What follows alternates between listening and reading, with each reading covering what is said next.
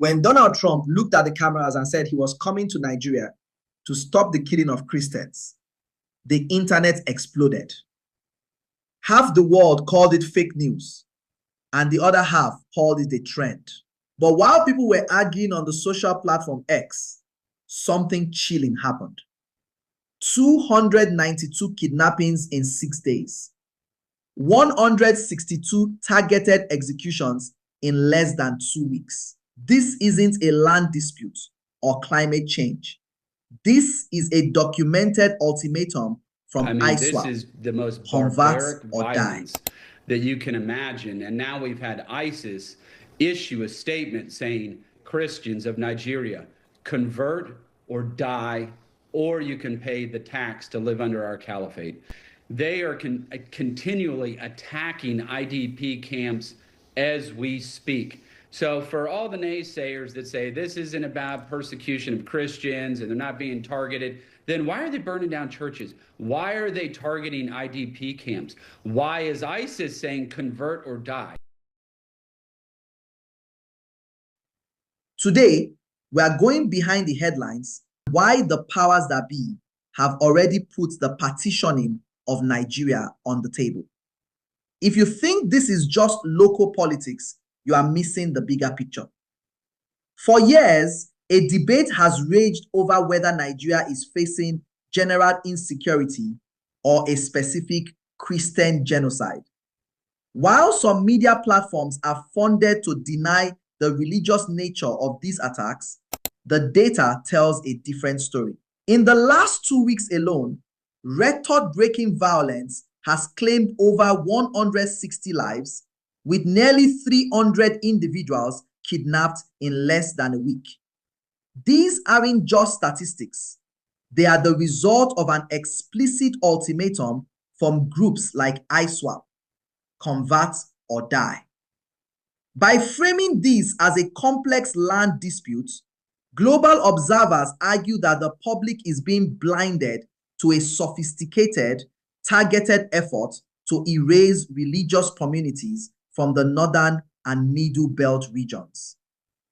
Behind closed doors and on international diplomatic calls, a new consensus is forming. There is a growing belief among global powers that the current Nigerian system, regardless of who is in power, may no longer be capable of stopping Islamic extremists. This has led to the green light phase, a strategic plan for the partitioning of Nigeria by 2030. Why partition? In international relations, there is no love, only interest. If Nigeria falls entirely into the hands of radicals, the security of the West, America, and Israel is compromised. To protect their own borders, global powers are now looking at redrawing Nigeria's map along religious and ethnic lines. Partitioning isn't happening because Nigerians want it. It's happening because the world cannot afford for the giant of Africa to become a total safe haven for global terror. The tragedy of the Nigerian security situation is the collusion within. While President Tinubu and his officials travel abroad to sign disarmament agreements and meet with world leaders like Trump to clarify misconceptions, the ground reality suggests otherwise. Elements within the government are suspected of bankrolling the very platforms that deny these atrocities. Nigeria has been trapped into international conditions it cannot fulfill. You cannot disarm a threat when people like Sheikh Gumi are allowed to defend bandits as reasonable human beings while the government remains silent. You cannot disarm a threat when it is viewed by some in power as a strategic tool. As a result, terror groups continue to grow, conquer, and intensify their attacks, knowing the response from the villa will always be delayed or denied. Critics of division ask, would partitioning stop the bloodshed? The answer lies in sovereignty. If a terror group crosses a border into a sovereign neighbor like Ghana, the military response is swift and international.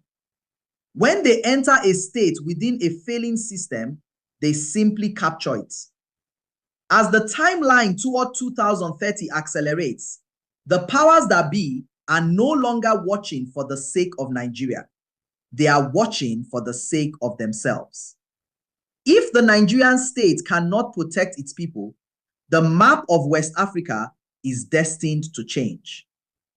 The images from Adamawa, burning churches and families fleeing, are a clarion call. While some praise the government for personal gain, others are watching the end of a nation as we know it. The debate over empty coffins is dead. The reality of the matters is all that remains. Subscribe for more deep dives into the geopolitical forces shaping the future of Africa.